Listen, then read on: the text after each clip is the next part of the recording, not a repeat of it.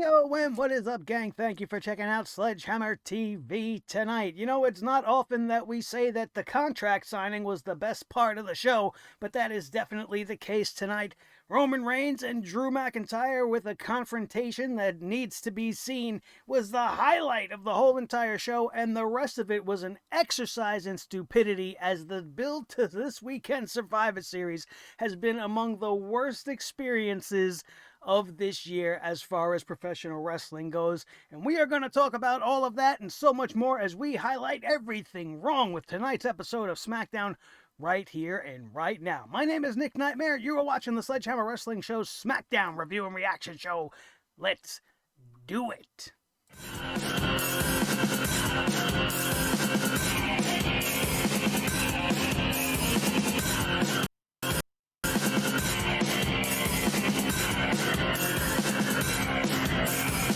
Sledgehammer Wrestling Show.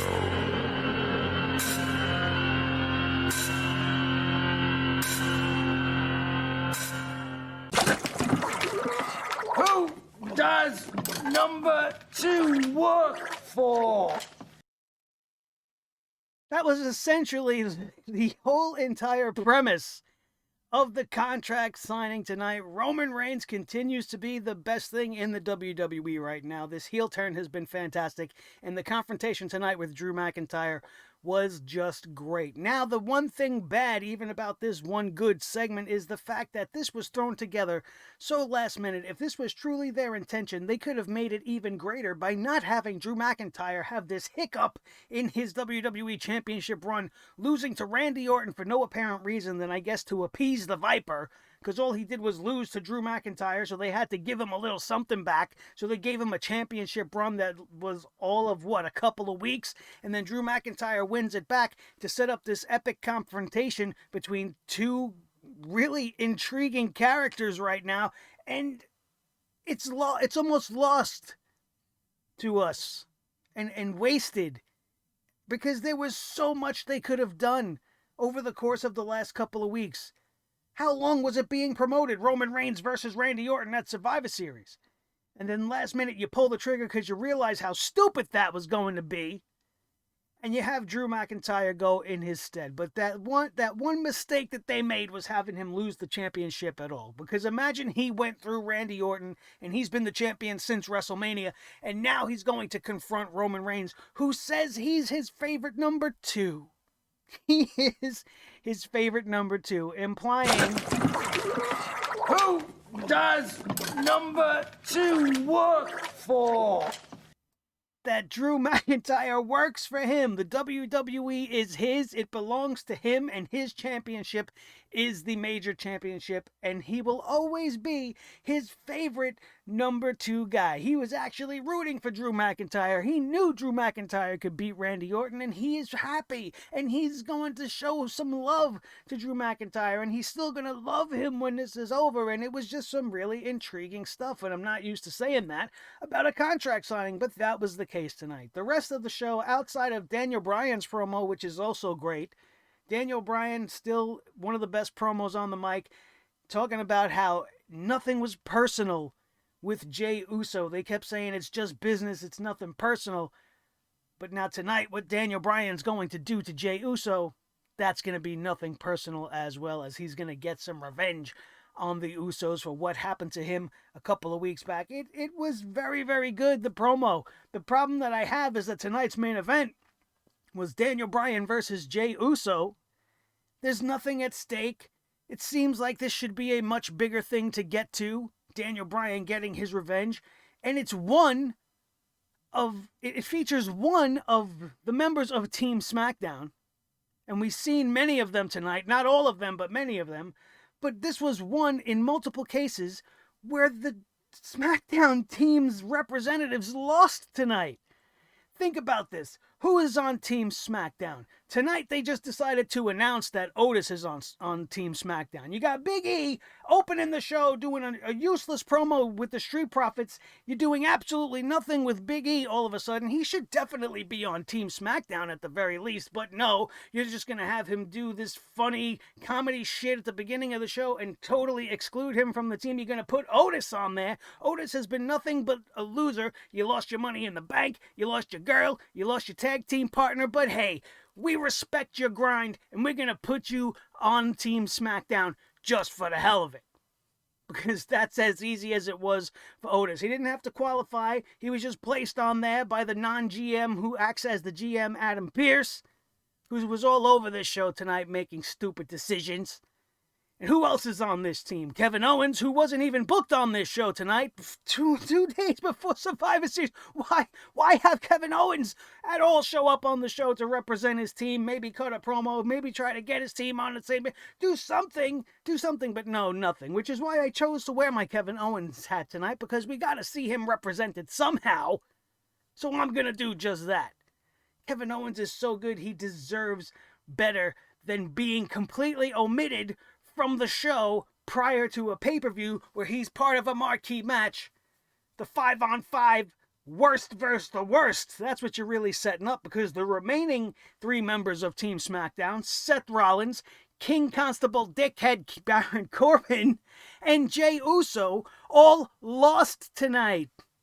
They all lost, just like on Monday night, which was so bad it put me into a coma. The power of Monday Night Raw to suck the life out of you is just too great right now. And even I am not strong enough to battle it. That's why we weren't here Monday. I apologize for that again. But this is the second week in a row. I just wasn't strong enough to get through it. Because I could see the writing on the wall. I knew it was coming, and it was boring as hell. And tonight's SmackDown was very much in the same light. But you got everybody losing on Raw to Retribution, the entire Team Raw, and now tonight, everybody on Team SmackDown lost, so how is this the best of the best? Best versus the best, my ass. Only in the case of Drew and Roman is that even a fact. Everything else is just thrown together, a mishmash of bullshit, just like the opening of this show, which featured the Raw Tag Team Champions opening SmackDown, because Big E told the Street Profits that, hey, guess what? You don't have to wait till Sunday. The new day is here. And then we went on this long promo where they decided to pay tribute to The Undertaker. Everybody's celebrating the 30th anniversary of The Undertaker. It's not supposed to be about that. There's not supposed to be any of this, but this is what WWE does. There's nothing at stake. There's nothing for them to fight for. They don't really care, so they're just all having fun, right? We're all here to have fun and to be entertained, and it's all a big joke in the WWE Tag Team division, because even though you had the New Day show up on SmackDown from Raw tonight to confront the Street Profits, you made it all so muddy and so stupid just to have another 4-on-4? What are you getting everybody warmed up for the Survivor Series? We have to keep having these 8-man tag team matches. We don't need to flood the waters with similar matches. You got to let that live on its own. But no, for week after week after week, these multi-man matches, these Survivor Series style matches without the eliminations, it's just killing everything. And tonight was the biggest example of that. You had the Raw Tag Team Champions come to team up with the SmackDown Champions, their opponents this Sunday, of course, because you know they're going to have some sort of a weird little scuffle between themselves. Can they make it through this match? They're going to be opponents on Sunday. The verbal garbage coming out of Michael Cole's mouth throughout this entire show. Just absolute pointlessness. And then the team they're going up against, Rude and Ziggler, Constable King Dickhead, and the Intercontinental Champion Sami Zayn. Why? Pointless. And to make this opening match even worse, regardless of the fact that it was a decent match altogether, but all of that is undone when you do something stupid like have the Intercontinental Champion in this match and have him take the pin, leading into a big-time match he's going to have at Survivor Series versus the United States Champion, who got a squash victory on Monday Night Raw. Sami Zayn's getting pinned in an 8-man tag that includes Dolph Ziggler and Robert Roode on that team. Why wouldn't any of them be the one to take the pin? Why couldn't King Corbin take the pin? Why did you have to make the champion lose? That shit gets on my nerves as it is, and when you did it here, it made it even worse. And I understand maybe they're telling a story of Sami Zayn getting frustrated. He's all pissed off in the back because Daniel Bryan's back. Oh, you keep coming back. Daniel Bryan keeps getting returns. He's screaming in Daniel Bryan's face. Daniel Bryan puts up his COVID mask, which I thought was pretty funny, before he delivered his great promo on the night. But what was the point? What was the point? And the New Day and the Street Profits are victorious in this opening 8-man matchup, leading into their head-to-head encounter this Sunday. That's how you build up a feud. That's how you build that match, right? That's how you make it interesting. Have them cohesively get a victory on this night. Sure, there was a little miscommunication between the two, but that's all it was. They still got the win over this makeshift stupid team that I should have never seen. This whole entire thing should have happened tonight at all. Just a complete waste of everybody's time. So, we had the Daniel Bryan interview promising to Jay Uso that he's going to get his vengeance tonight. His promo was fantastic. He talked about how all he does is remember what was done to him when he couldn't pick up his daughter. His daughter was crying every time she seen him back at home. All of these real personal things Daniel Bryan was bringing to the table and telling Jay Uso, hey, but listen, it's not going to be personal either when I kick your ass. This was good stuff. They followed this up with Adam Pearce putting Otis on to Team SmackDown for no reason, as we already went off on. And then we had it get even worse because Natalya shows up. Natalya's still trying to get on Team SmackDown. Apparently, Adam Pearce decided he's just going to place Bayley, because she's a former champion and she doesn't need to qualify like everybody else, onto this team to fill it out. And then Natalya still has to earn her way in by having a match tonight, a last chance Survivor Series qualifying matchup with Tamina. Does that really, if you beat Tamina, does that really qualify you to do anything? Are you even qualified as a professional wrestler if you beat Tamina? Because everybody beats Tamina. Who cares? Who cares about this? Did anybody think Natalya was going to lose to Tamina once that match was announced? I certainly didn't. I knew where this was going. Thankfully, they kept this match short and sweet. But it wasn't very sweet. If we're being honest, this was all about promoting the tag team matchup this Sunday. They had Bianca Belair on commentary. Bayley also was on commentary, which was kind of annoying. Bianca Belair is fantastic. She's just too cool for school, man, and I love her. Ruby Riott and Liv... Excuse me. I'm getting too worked up here. Ruby Riott and Liv Morgan were watching in the back. They decided to come out at the end of this whole thing. It was just a big waste of time. You heard that phlegm ball that I coughed up? That was about as useful as this segment was. It did absolutely nothing for that show, just like that little cough up did nothing for this show. Right? We keep it honest here. All right, I fucked up. Bring the poop hammer down on me for having a little choke-a-doke, but that wasn't worse than watching this Natalya versus Tamina segment. I'll tell you that right now. Then they recapped the Drew McIntyre-Roman Reigns feud. All 1 week of it. In a recapped promo package. Good for you. Good for you, promo guy. You did a great job. You had a lot to work with. Drew McIntyre, Roman Reigns contract signing. We already touched upon it. We're not going to have to go back down this whole thing again. Roman Reigns was fantastic. Even Drew was fantastic. And I thought that the one thing that told a lot in this story was the fact that once Roman Reigns signed the contract, he told Drew McIntyre, no matter what happens, he'll always be the secondary champion. He'll always be his favorite number 2. We won't play the clip again, I promise.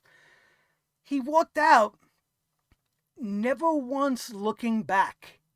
And that's kind of disrespectful. He just turned his back to Drew. He knew Drew wasn't going to do shit, and he just walked on out. He heard Drew jaw-jacking in the ring, but he didn't even turn around to acknowledge him. He just walked out. And the smugness and his attitude just sold this entire thing. Now imagine we were going through this over the last couple of weeks on both shows. Why do we have to say, oh, well, it's the one night of the year where the head-to-head, all that bullshit. Meanwhile, here we are tonight with Raw versus SmackDown matches happening. But we still got to say that line. But imagine they blurred the lines over the last couple of weeks to promote this match. Roman Reigns showing up on Raw, talking shit about Drew. Drew doing this back to him on SmackDown. This build could have been amazing. But it wasn't. Because this was not the plan. I don't know how we got here, but I'm grateful for it. It's the only match worth sitting through, as far as I'm concerned, this Sunday, just to see how it plays out. I don't think either man wins. I still think somebody's going to get involved, probably cost Drew the match since they want Roman to get all the heat here and give all the sympathy to Drew. Nobody's losing any championships, so it's very, very likely that somebody does go over the other clean, and it'll most likely be Roman Reigns, since they want to establish the Universal Championship as the premier championship, which to most of us wrestling fans just isn't the case. There is decades of history that is tied to the WWE Championship, even though it's in its ugliest rendition it's been in since the spinner belt days. But that the importance of that belt far outweighs anything that's happened with the Universal Championship. That Universal Championship, until right now with Roman Reigns, I have felt has been a curse on everybody's shoulders. And I love how Roman kind of says that. He's like, you know what, this is mine, the WWE is mine. They try to give this to other people, but it doesn't work. This is mine. It's all mine, and you're just number two.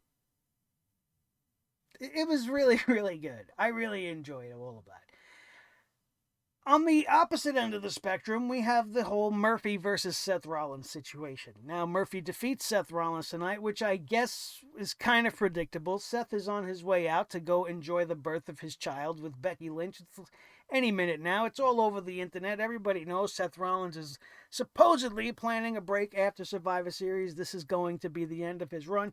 He's had a couple of nice matches with Murphy in the past. This one was a good match, not as good as some of the ones we've seen before, but I really was hoping that he did this on his own.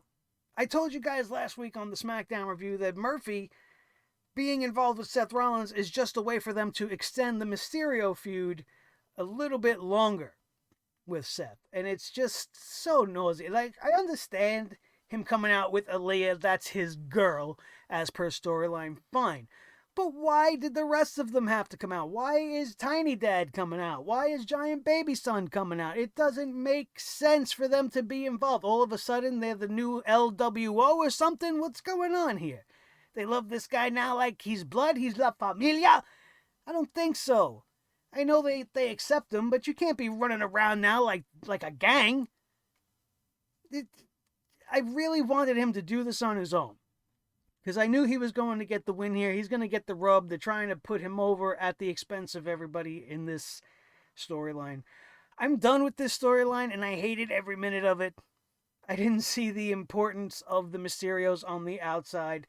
Murphy gets the win, as we all imagined. Seth Rollins going down the tubes as of lately. He's been on the back of his shoulders have been on the back of the mat quite often, and he's not going to be missed while he's gone. Hopefully he comes back better than he is right now. And when he does come back, I don't want to see him just do this same old shit again. Speaking of same old shit again, we had somebody from Raw come to SmackDown again tonight.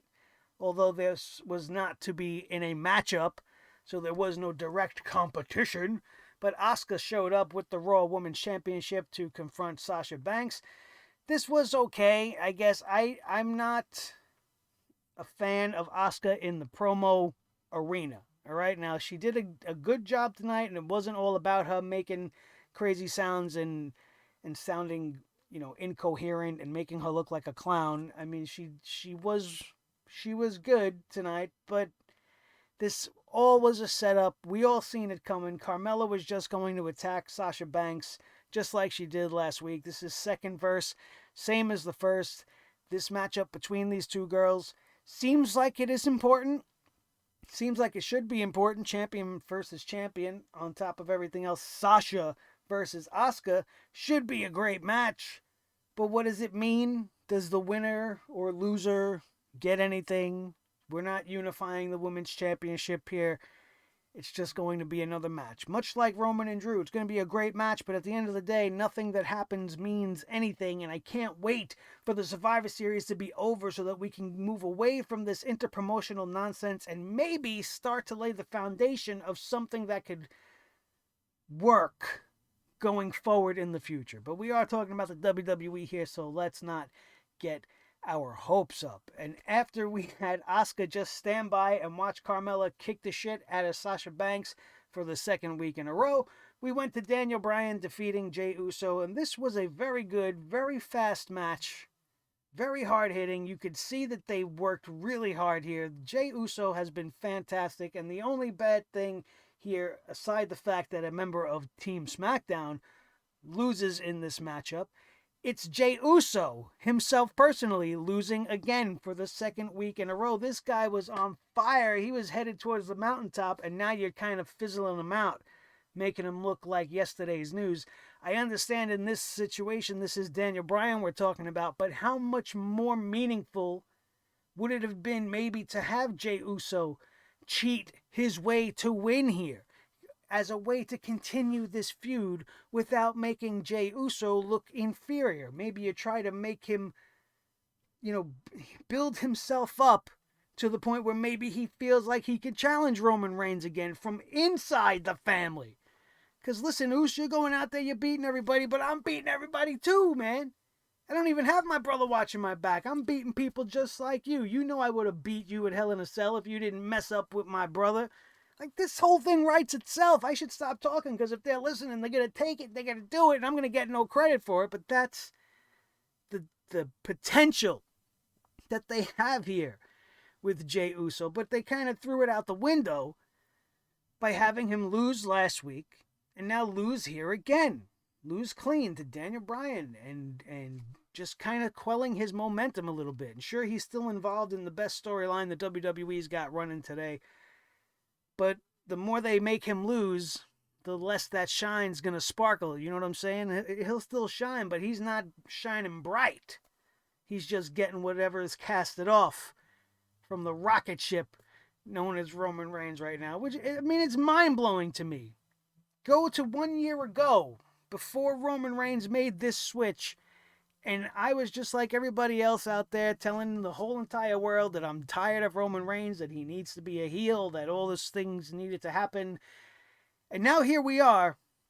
And the fact that it's the one thing that I glow over on SmackDown, the one thing that makes SmackDown enjoyable, the one thing I look forward to seeing on SmackDown is Roman Reigns, the tribal chief, not the big dog, the tribal chief. It's just really compelling, and he's doing a fantastic job. Fantastic job right now. Other than that, looking forward to this Sunday. I don't know, man. I really just wish they went back to the old school way of booking the Survivor Series, where you had a series of survival style matches, and then they've even in the past done one better and had the winners of those Survivor Series matchups meet again at the end in like an ultimate survival match. We've seen it a couple of times throughout Survivor Series' history. This year they're celebrating the 30th anniversary of The Undertaker. 30 years of The Undertaker. He's going to give his final farewell, which I think is really just going to be the final time we see him begin a program with somebody that's going to possibly end at WrestleMania. Because I understand him being at Survivor Series, but what really is it going to do? I mean, are we having a celebration for The Undertaker this Sunday, or is there some sort of nefariousness afoot thanks to Mr. McMahon wanting to grind just one more drop of blood from the dead man before all is said and done? We'll have to wait and see what happens this Sunday at Survivor Series, and we will be here to review it when the show is over. The hammer will come down just like it always does. Tonight we give this show a big old poop hammer from start to finish, with the one little nugget of forgiveness being Roman Reigns. Who does number 2 work for? showing Drew McIntyre who's boss, telling him who runs the show, and getting us excited to see this confrontation this Sunday. The only thing I'm really hyped for is that. Otherwise, the rest of Survivor Series, meh. And usually when I say that, and I expect it to be shit, we end up getting a really good show. So hopefully that's the case. But you'll have to tune in Sunday night to find out. The best way to make sure you don't miss that episode is to be subscribed to this channel. Now would be the time, if you are not already a member of the Sledgehammer TV family that we are growing here, the coolest, newest faction of wrestling fans this side of the Mississippi. Or any sippy. The Mississippi, west, east, south, I don't know. I'm getting delirious. It's late. I'm tired. I've been spending all my time in Valhalla. I feel like a Viking with I want to go smash some skulls right now. So I'm getting a little off track. Forgot where I was even going. Oh, we're going with the clothes. I want you guys to subscribe because you get this zany wackiness, right? Whatever. Just hit the goddamn subscribe button if you're not already a member of the crew over here. And then also, another way to really help out this channel is to smash that thumbs up. If you enjoyed yourself here, if you agreed with anything I had to say, if it made you laugh, if it made you cry, if it made you understand why this episode of SmackDown as a go-home show was a big steaming pile of shit, hit that like button for me right now. Share this video with each and every one of your wrestling buddies all over the wrestling world, especially if they need a new place to call home and vent their frustrations, which I would love to see you guys do in the comments, as you always do. Look forward to seeing you guys down there as well. Thank you all so very much. My name is Nick Nightmare. This is the Team Thor, the Sledgehammer, the official Sledgehammer of the Sledgehammer Wrestling Show. His tag team partner, the World Heavyweight Champion of all the microphones in all the world, Mr. Blue, the Snowball, the most important member of the team as always. Each and every one of you, if you've missed anything on the channel, they'll be linked in the annotations up above. Follow me on the Twitter. There's the tag down there at Nick Nightmare, or come follow my adventures on the Instagram at Nick_Nightmare there. That, my friends, is going to do it. We are out of here, and we will see you next time right here on your new favorite wrestling show, the Sledgehammer Wrestling Show, only on Sledgehammer TV, right here on YouTube.com, where you will always be my favorite number twos.